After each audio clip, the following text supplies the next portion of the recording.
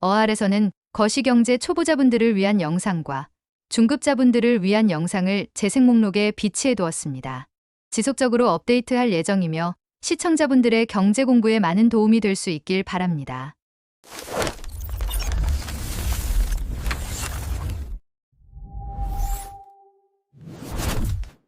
지난번 영상에서 연준은 유동성을 줄이고 있는데 왜 시중의 M2는 사상 최대가 되었을까?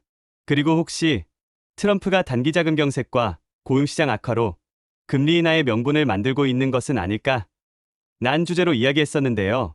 궁금하신 분은 이전 영상을 참고하시면 더욱 많은 도움이 되실 거라고 생각합니다. 원래 이번 영상은 장단기 금리를 통한 유동성 체크를 다뤄보려고 했었는데 지난 영상과 연관된 흥미로운 주제가 있어서 급하게 변경되었어요. 그래서 오늘은 트럼프 정부가 왜 단기 채권 위주의 전략으로 국가를 운영하고 있는지와 그들의 전략, 그에 따른 위험성도 함께 살펴보려 합니다. 미국 정부는 왜 장기채 대신 단기채 위주의 정책을 펴고 있을까요? 표면적인 이유, 부채 비용 부담을 낮추기 위해 미국 정부는 이미 총부채 38조 달러를 넘겼습니다. 이 상황에서 10년물, 30년물 같은 장기채를 많이 발행하면 금리가 4%가 넘기 때문에 단순히 이자만으로도 연간 수천억 달러를 내야 합니다. 그래서 재무부는 이렇게 판단했죠.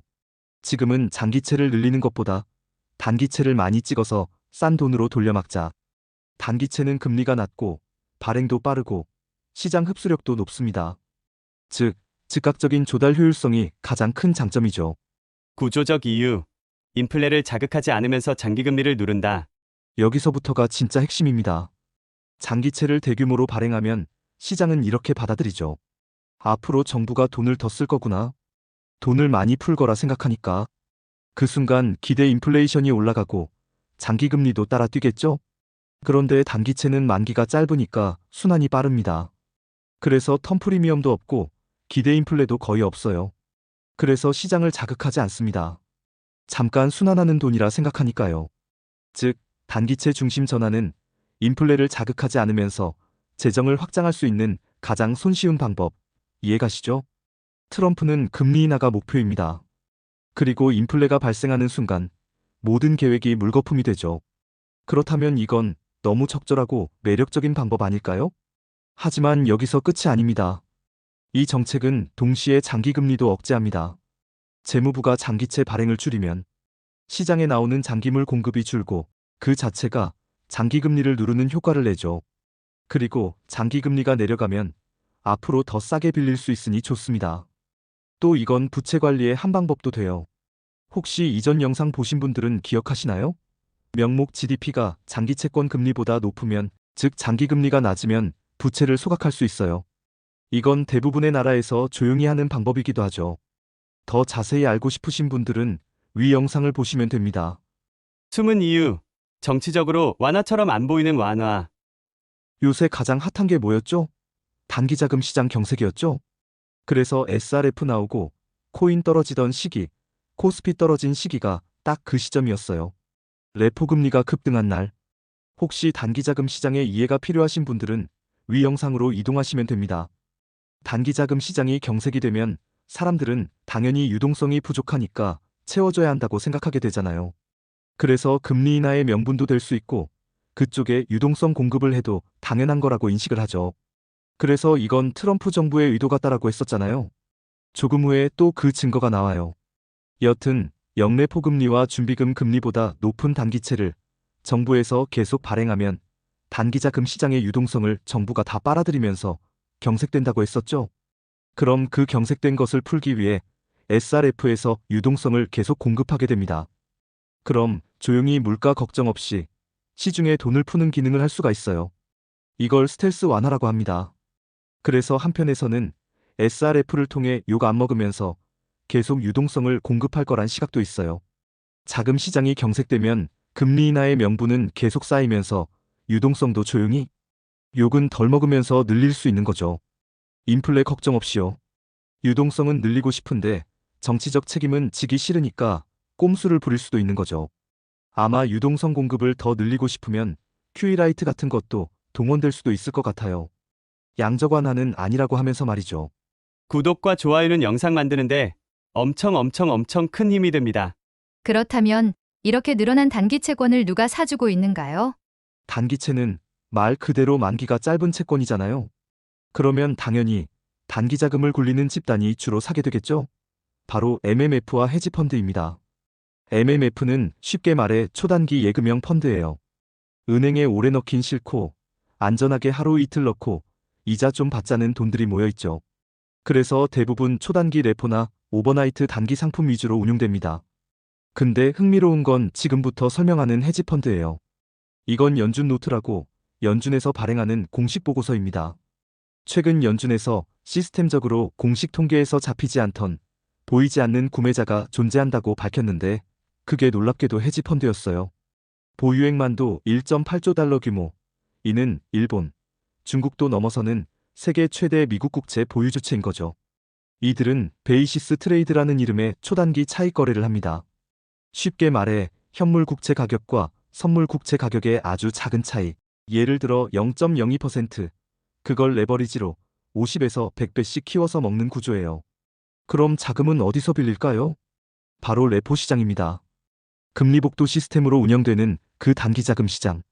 하루짜리 담보대출 받는 곳, 헤지펀드가 보유한 국채를 맡기고 그걸 담보로 돈을 빌려서 다시 국채를 사고 또 맡기고 또 빌리고 결국 하루짜리 빚을 매일 굴려서 수조 달러짜리 포지션을 만듭니다.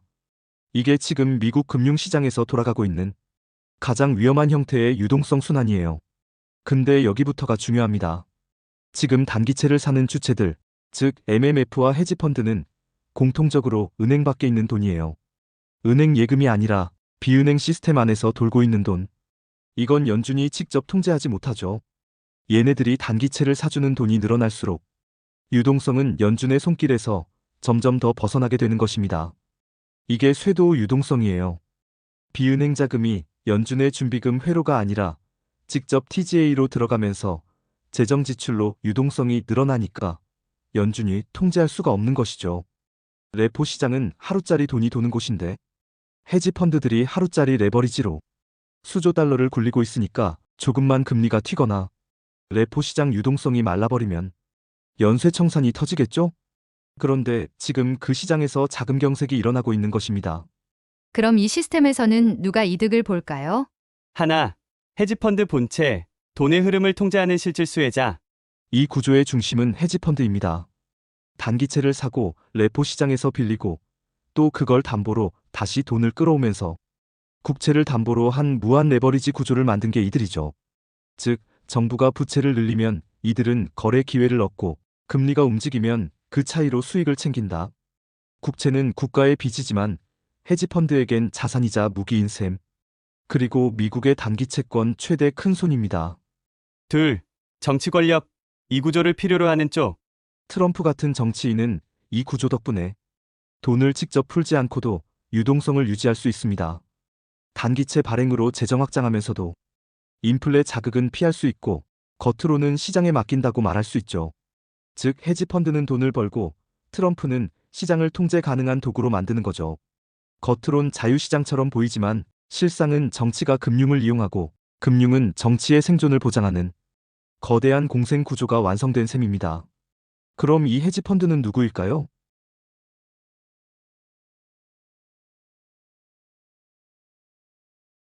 어떤가요? 이 정도면 단기자금 시장 경색과 고용시장까지도 그린 그림이라고 느껴지지 않나요? 영상 끝까지 시청 부탁드립니다. 그럼 연준의 입장은 어떻게 되나요? 이번 10월 FOMC 회의에서 파월은 이렇게 이야기했습니다. Normalizing the size of our balance sheet does not mean going back to the balance sheet we had before the pandemic in the longer run. The size of our balance sheet is determined by the public's demand for our liabilities rather than our pandemic-related asset purchase. 대차대조표 규모를 정상화한다고 해서 팬데믹 이전으로 돌아가는 것은 아닙니다. 장기적으로 대차대조표 규모는 팬데믹 관련 자산 매입보다는 부채에 대한 대중의 수요에 따라 결정됩니다. 파월은 지금 인위적인 통화정책에서 벗어나겠다는 신호를 주고 있어요. 즉, QE나 QT 같이 유동성을 억지로 조절하기보다는 경제의 성장 속도와 금융시장의 실제 수요에 따라 자연스럽게 흘러가는 통화 환경을 만들겠다는 것이죠. 그동안은 유동성이 모자라면 QE로 뿌리고 너무 많으면 QT로 회수하는 시기였습니다.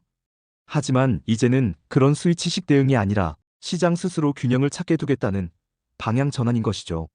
하지만 문제는 지금의 시장 구조가 이미 자연스러울 수 없는 시스템이 되어 있다는 것입니다.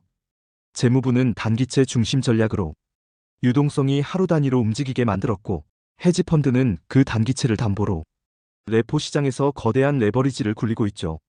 이런 구조에서는 조금만 금리가 요동쳐도 단기 자금 시장이 바로 경색됩니다.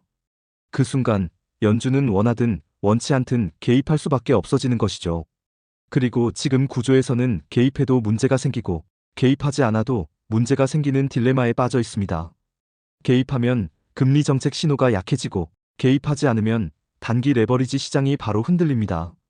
게다가 정부의 단기채 중심 전략 때문에 연준의 QT도 제대로 효과를 못 내고 있고, 파월이 말하는 자연스러운 대차대 조표 운영도 현재의 단기 유동성 시스템에선 애초에 불가능한 상태인 거죠. 결국 정치에 끌려다닐 수밖에 없다는 것입니다. 결론.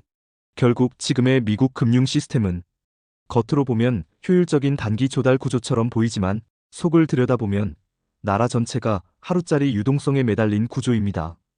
단기채 만기가 돌아올 때마다 정부는 새 국채로 이전 빚을 갚고, 헤지펀드는 그 하루짜리 돈을 레버리지로 돌려 거대한 거품? 유동성을 만들어내죠. 겉으론 잘 돌아가는 것 같지만 속은 이미 하루짜리 심장으로 뛰고 있는 셈입니다. 트럼프와 재무부도 이런 불안정성을 알고는 있을 것입니다. 그래서 여러 대응책과 안전장치를 마련하며 통제 가능하다고 생각하겠죠. 하지만 이런 구조에선 금리가 0.05%만 튀어도 이 레버리지 포지션 전체가 흔들릴 수 있고, 만약 청산이 시작되면 가격, 유동성, 금리, 레포 시장까지 연쇄적으로 충격이 전파되어 BIS와 뉴욕 연준, IMF까지 이걸 공식적으로 현재 미국 금융시장 최대 리스크라고 적은 이유가 바로 여기에 있습니다. 그렇다면 우리는 어떻게 대비해야 할까요? 먼저 단기자금 시장 지표를 꾸준히 봐야 합니다. SOFR, 영레포 잔액, SRF 사용량이 급격히 변하면 시스템 안에서 자금이 막히고 있다는 신호인 거죠. 그리고 단기채와 장기채 금리 차이, 즉 수익률 곡선의 움직임을 확인하고, 이 차이가 갑자기 좁혀지거나 뒤집히면 정부의 단기 조달 구조가 압박받고 있다는 뜻입니다. 그리고 마지막으로 헤지펀드나 머니마켓 펀드 같은 비은행 자금이 단기채 시장에 얼마나 몰려 있는지도 중요해요. 이 돈이 너무 빠르게 몰리면 유동성이 한쪽으로 쏠리고 있다는 신호거든요. 그럼 정작 유동성이 단기채로만 쏠리고 은행 시스템으로 들어갈 돈이 줄어들고 예금과 대출 여력이 작아지면 실물 경제 쪽에서 자금 순환이 막힐 수 있으니까 위험해질 수 있는 것이죠. 결국 중요한 건 시장의 흐름을 읽는 눈이라고 생각합니다. 그래야 예상치 못한 상황도 최소화하고, 예상치 못한 상황이 닥친다고 해도 피해를 최소화할 수 있으니까요. 돈이 어디로 몰리고 어디서 막히는지를 보는 사람만이 변화 속에서도 방향을 잃지 않을 것입니다. 영상이 마음에 드셨다면 구독, 좋아요, 알림 설정까지 부탁드립니다.